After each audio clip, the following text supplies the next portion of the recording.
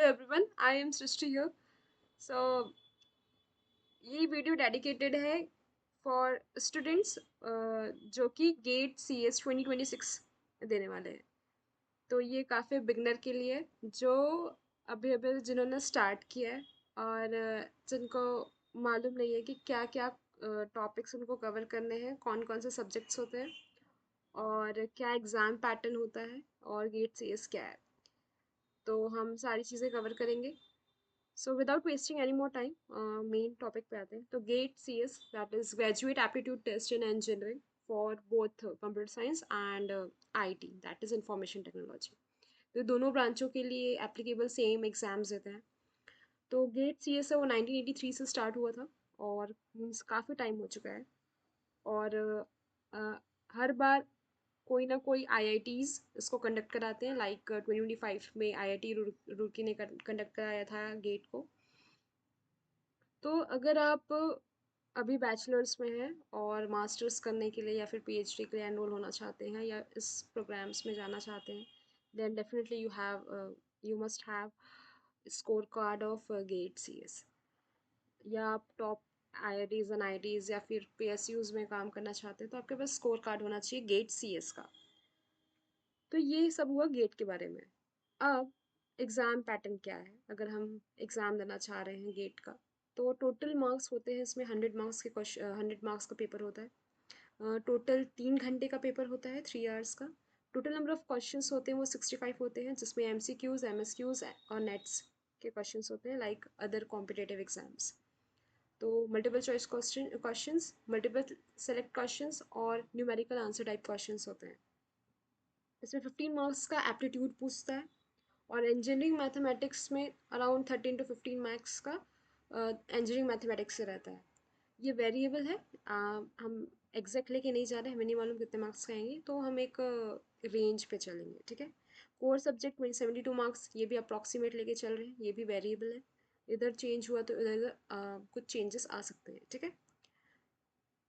And तो अब syllabus देख लेते हैं. सिलेबस में क्या है आपका, कि आपको क्या चीज़ें कवर करनी है. तो गेट सीएस में आपके टोटल 10 सेक्शंस हैं. ठीक है. और ये जो सिलेबस है वो सेम है एज ऑफिशियल, और हम जो टॉपिक कवर करेंगे वो ऑफिशियल जैसे स्ट्रक्चर्ड है, सेम हम वैसे ही कवर करने वाले हैं. तो सबसे पहला है सिलेबस में इंजीनियरिंग मैथमेटिक्स, फिर है digital logic, then computer organisation and architecture, then programming and data structure, then algorithms, theory of computation, compiler design, operating system, databases, computer networks. ठीक है. अब इसके अंदर आपको क्या पढ़ना है. ये तो 10 सेक्शंस हो गए. तो इंजीनियरिंग मैथमेटिक्स में आपको जो आपका हायर मैथमेटिक्स था 11th 12th का, कुछ टॉपिक्स उससे भी हमें हेल्प मिलेगा, और आपने अच्छे से पढ़ा है तो फिर क्वेश्चंस बनाना काफ़ी इजी होगा. तो डिस्क्रीट मैथमेटिक्स में आपका आता है प्रोपोजिशनल एंड फर्स्ट ऑर्डर और लॉजिक, सेट्स रिलेशन फंक्शंस, ये तो 11th में ही था. ठीक है. Partial orders, lattices, मोनॉइड्स, groups, graphs में आपका कनेक्टिविटी, मैचिंग एंड कलरिंग पढ़ेंगे, ये नया है. कॉम्बिनेटोरिक्स में counting, recurrence relations, generating functions ये हैं. लीनियर अलजेब्रा में matrices, determinants, system of linear equations, ये भी 11th 12th का matrices and determinants. Eigenvalues find करना, आइगन वेक्टर्स, एलयू डिकम्पोजिशन होता है. कैलकुलस में इंटीग्रेशन डिफरेंशिएशन आपको पता ही होगा, लिमिट्स क्वांटिटी जो पढ़ा हुआ है वही सेम चीज़ है. डिफरेंशिएबिलिटी है, मैक्सिमा फाइंड करना, minima, local minima, local maxima, global minima, global maxima, mean value theorem है. इंटीग्रेशन जो आपने ऑलरेडी काफ़ी कुछ प्रैक्टिस किया होगा. प्रोबेबिलिटी एंड स्टैटिस्टिक्स में आपका रैंडम वेरिएबल्स आते हैं, uniform, normal, exponential, Poisson, binomial distributions, ये सारी चीज़ें पढ़ने वाले हैं. ये हमारा काफ़ी basic, mean median mode, standard deviation find करना, कंडीशनल प्रोबेबिलिटी में बेस थ्योरम. ठीक है. तो ये सारी चीज़ें आपकी आ जाएंगी इंजीनियरिंग मैथमेटिक्स में. Then we have digital logic. Digital logic में क्या क्या टॉपिक्स आपको कवर करना है. बूलियन अलजेब्रा कवर करना है, combinational and sequential circuits, minimisation techniques, number representations, computer arithmetic में दोनों, fixed point and floating point. ये आपका डिजिटल लॉजिक का पार्ट हुआ. Then computer organisation and architecture, उसमें आपका है मशीन इंस्ट्रक्शंस के बारे में पढ़ना है, एड्रेसिंग मोड्स हैं, एएलयू है, अर्थमेटिक लॉजिक यूनिट के बारे में, डेटा पाथ क्या है, कंट्रोल यूनिट क्या है. इंस्ट्रक्शन पाइपलाइन कैसे काम करता है, पाइपलाइन हैजार्ड्स क्या है, memory hierarchy, cache, main memory, secondary memory, input output interface में interrupt, DMA mode, virtual memory के बारे में भी पढ़ेंगे।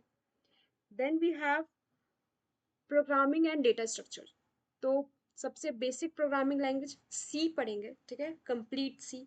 रिकर्शन, डेटा स्ट्रक्चर्स की बात करें तो सबसे इंपॉर्टेंट जिसको हम ये arrays, stacks, queues, link list, trees, binary search trees, binary heaps, graphs, completely, ठीक है।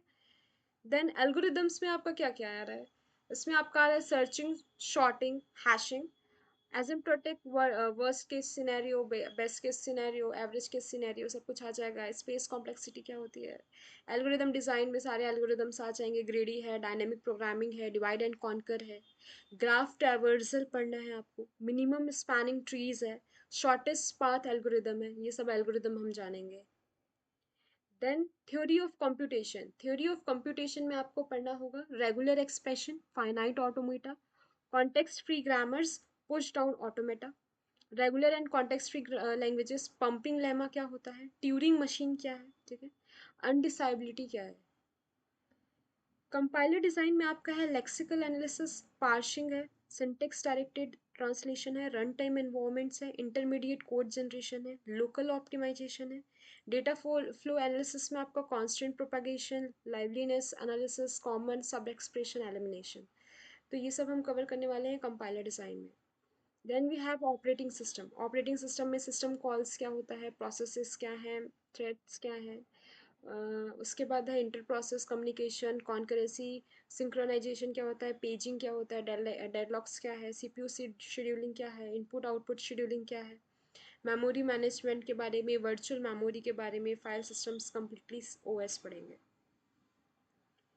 देन आपका लास्ट सेकंड है databases, ER model, entity relationship model होता है, रिलेशनल मॉडल, रिलेशनल एल्जेब्रा क्या है, टपल, कैलकुलस, सीक्वल, एसक्यूएल आपने पढ़ा होगा तो ये हेल्पफुल हो सकता है अगर आप पहले से जानते हैं, और नहीं जानते तो फिर उसको भी हम लोग कंप्लीट कवर करने वाले हैं।